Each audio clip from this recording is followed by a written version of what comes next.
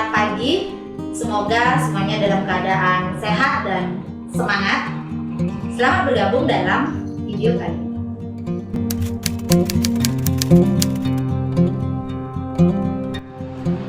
Berbicara tentang growth mindset. Growth mindset itu adalah suatu pola pikir yang membuka pola pikir kita untuk bisa menerima secara positif segala sesuatu yang terjadi. Orang yang memiliki pola pikir growth mindset ini biasanya dia akan melihat sesuatu dari sisi positif. Setiap kejadian dia jadikan suatu pembelajaran untuk proses dia menuju suatu kesuksesan. Biasanya kalau kita mengalami kegagalan, kadang kita berpikir ini adalah suatu akhir dari hidup. Tapi ternyata kalau kita memiliki growth mindset, jadi pola pikir yang terbuka, pola pikir yang tumbuh, kita akan menjadikan suatu kegagalan itu adalah proses pembelajaran untuk mencapai kesuksesan itu. Nah, pola pikir yang seperti ini itu patut kita kembangkan. Jadi biasanya orang yang memiliki growth mindset ini akan membuka diri terhadap suatu kritikan-kritikan, kemudian menjawab suatu tantangan yang dihadapi itu merupakan suatu kesempatan dia untuk mencapai tujuan yang lebih tinggi, bukan menjadikan tantangan itu adalah suatu hambatan.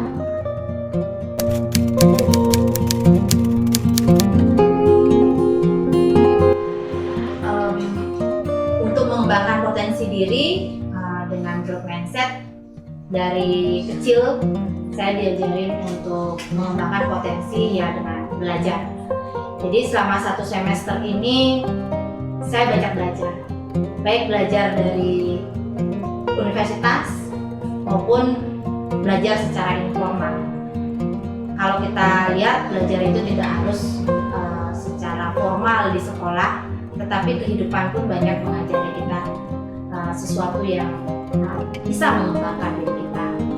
Jadi selama 1 semester ini saya belajar di Universitas Pendidikan Ganesha dengan mengambil program studi ilmu manajemen.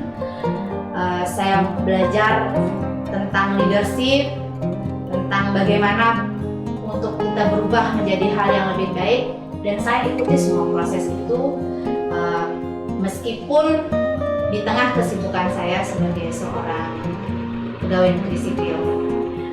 Belajar juga secara informal saya lakukan melalui aktivitas-aktivitas rutin saya di kantor, kemudian tantangan-tantangan yang saya temui di kehidupan kerja saya, belajar untuk berinovasi, menjawab tantangan, terutama dalam kondisi pandemi sekarang ini.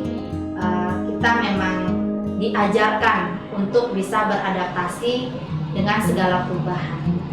Di samping itu saya juga belajar memulai sesuatu hal yang baru di luar dari rutinitas saya. Belajar untuk mengambil satu bisnis yang memang di luar dari passion, mencoba apakah ini nanti akan berhasil atau tidak. Ya tentunya kembali lagi bahwa ini adalah suatu proses pembelajaran untuk mencapai tujuan yang ingin saya dapatkan.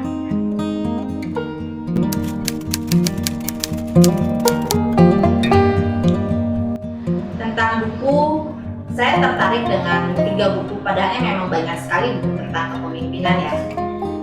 Yang pertama ini bukunya John Maxwell tentang The 5 Levels of Leadership. Di dalam buku ini mengajarkan kepada kita bahwa kepemimpinan itu bukanlah jabatan. Jadi kalau kita berbicara tentang kepemimpinan, tidak identik dengan jabatan yang kita pegang saat ini. Level-levelnya itu tidak sama dengan jabatan-jabatan yang ada secara formal. Misalnya dari level staff, kemudian kasubit, kabit, sekretaris, kemudian kepala badan, dan sampai level puncak. Nah, itu bukanlah merupakan level kepemimpinan. Jadi di John Maxwell ini menyatakan bahwa 5 level kepemimpinan itu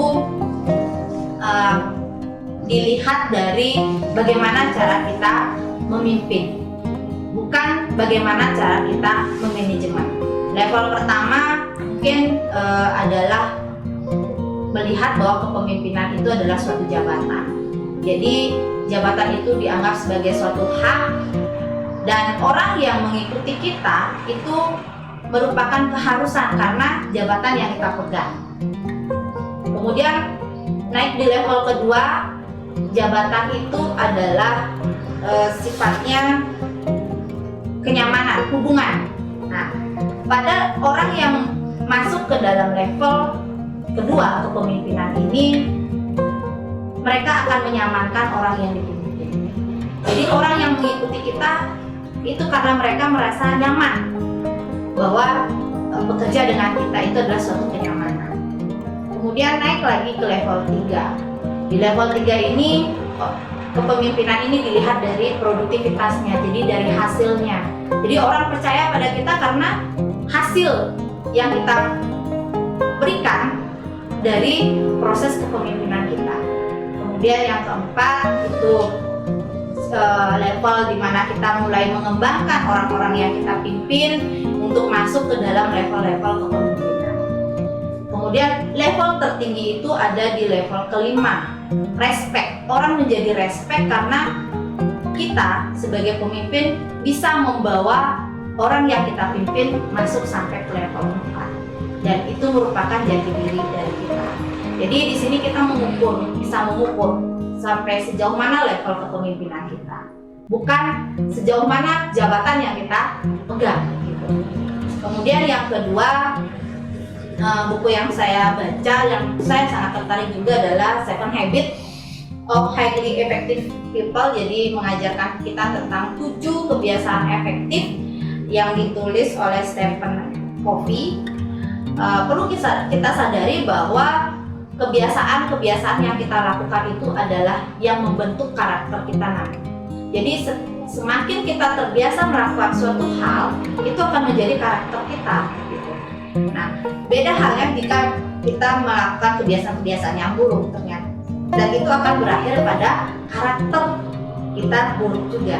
Jadi kita berusaha untuk melakukan kebiasaan-kebiasaan secara efektif sehingga karakter kita pun akan terbentuk menjadi karakter yang kuat dan positif. Di samping itu buku ini juga mengajarkan kita tentang paradigma. Jadi kalau kita melihat sesuatu hal, melihat dunia, yang kita lihat bukanlah dunia apa adanya, tetapi dunia menurut paradigma kita. Beda halnya setiap orang memiliki mungkin sudut pandang orang yang satu dengan yang lain itu pasti berbeda. Orang melihat suatu permasalahan dari sudut pandang dirinya. Di lain sisi orang lain akan melihat suatu masalah dari sudut pandangnya. Dan ini harus kita sadari bahwa tidak semua orang memiliki paradigma yang sama. Yang terakhir yang sangat saya terinspirasi adalah tentang buku First Things First, itu yang ditulis juga oleh Stephen Covey, yaitu dahulukan yang utama. Nah, pada satu kondisi di mana kita berada pada titik dengan banyaknya kegiatan yang harus kita selesaikan, banyaknya tugas yang harus kita selesaikan, kita berpikir bagaimana kita bisa menyelesaikan ini tanpa membebani diri kita. Sebenarnya kita dalam buku ini diajarkan tentang apa sih yang harus kita lakukan terlebih dahulu. Hal-hal apa yang sifatnya mendesak, itulah yang harus kita dahulukan. Kemudian mana yang penting. Nah, mungkin yang mendesak ini yang pertama, kemudian penting yang kedua. Sehingga kita merasa nyaman melakukan setiap kegiatan dan merasa bahagia. Terkadang orang sangat dengan rutinitas yang sangat banyak akan merasa sangat terbebani. Pada akhirnya dia tidak akan menemukan kebahagiaan. Apa sih yang saya cari selama ini dengan rutinitas yang seperti ini? Tetapi dengan kita mulai mempolakan pola pikir kita, mana yang dahulu, mana yang kita utamakan, tentunya kita akan merasa bahwa kita menikmati aktivitas kita dan itu akan menyebabkan kita menjadi bahagia. Jadi dari 3 buku yang saya baca sangat menginspirasi dan sangat menambah wawasan serta cara berpikir saya selama ini, sehingga tujuannya tentunya bagaimana saya bisa menjadi pribadi yang lebih baik dan mudah-mudahan bisa menginspirasi dari semua orang.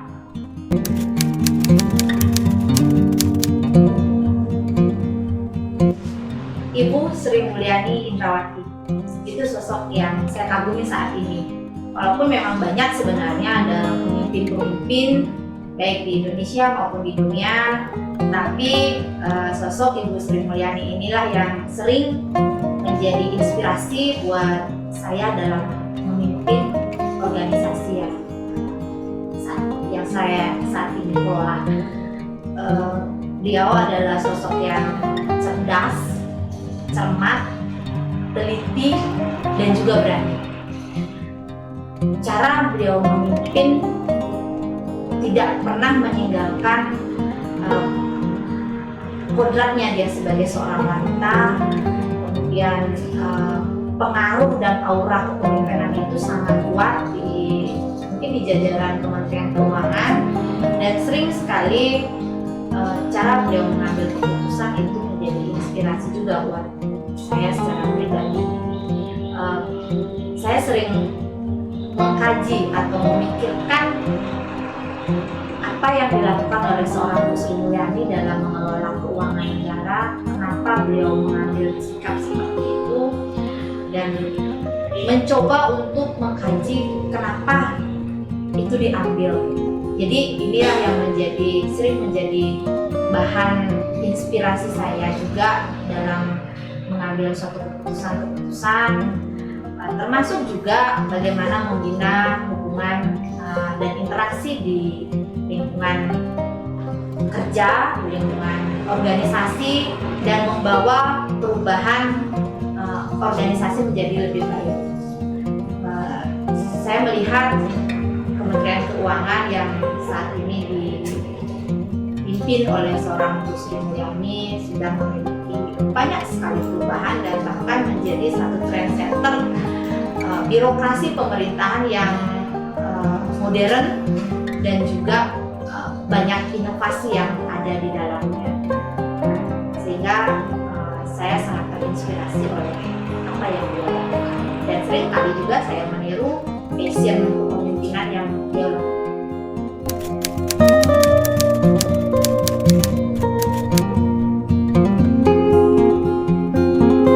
Berubah diri, menjadi pemimpin yang lebih baik, itu memang impian mungkin semua orang, termasuk saya sendiri. Dari jawaban saya di awal, bagaimana kita merubah diri, bagaimana kita mengubah hidup kita, ya dengan belajar dengan semua kehidupan yang sudah kita lalui, belajar dengan segala perubahan yang ada di sekeliling kita, kemudian belajar untuk menyesuaikan diri, mengikuti tuntutan dari kehidupan yang ada pada kita. Dari kecil saya memang diajarkan untuk terus belajar, tidak hanya berhenti pada pendidikan secara formal. Dulu waktu tamat SMA sebenarnya saya ingin bermimpi menjadi, mungkin sama seperti kalian lain, cita-citanya menjadi seorang dokter. Tapi jalan hidup saya ternyata tidak membawa saya menjadi seorang dokter, melainkan masuk ke dunia akuntan. Dan pada saat saya masuk, saya berkomitmen bahwa saya harus menyelesaikan pendidikan ini dengan cepat dan terbaik. Jadi keyakinan dan juga usaha itu yang bisa membawa saya menjadi seorang akuntan, kemudian masuk juga ke dunia pemerintahan. Saya membawa diri saya sebagai seorang abdi negara yang harus saya belajar bagaimana saya menjadi seorang abdi yang baik, menjadi seorang ASN yang baik. Ada satu pesan yang disampaikan oleh Ibu Sri Mulyani tadi, kan beliau adalah sosok yang saya kagumi. Beliau mengatakan bahwa jangan pernah berhenti untuk mencintai negara ini, yaitu menjadi satu motivasi buat saya untuk terus berusaha mengembangkan mengembangkan diri dan mengabdi untuk tujuan bagaimana masyarakat bisa mendapatkan pelayanan yang baik, kemudian bagaimana saya bisa membawa organisasi yang saat ini dipercayakan kepada saya untuk menjadi yang lebih baik juga, mencapai target-target yang lebih tinggi, tidak hanya sekedar target yang dipasang, tetapi target melampaui target yang terpasang.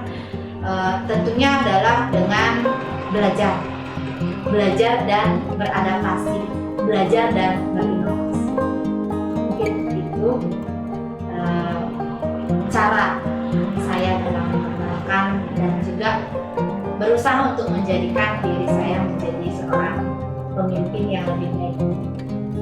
Berusaha memahami orang yang saya pimpin, berusaha juga untuk membawa orang yang saya pimpin menjadi lebih baik dan memiliki karir yang lebih meningkat, dan menjadikan diri saya menjadi orang yang bisa memberikan sesuatu bagi yang saya pilih.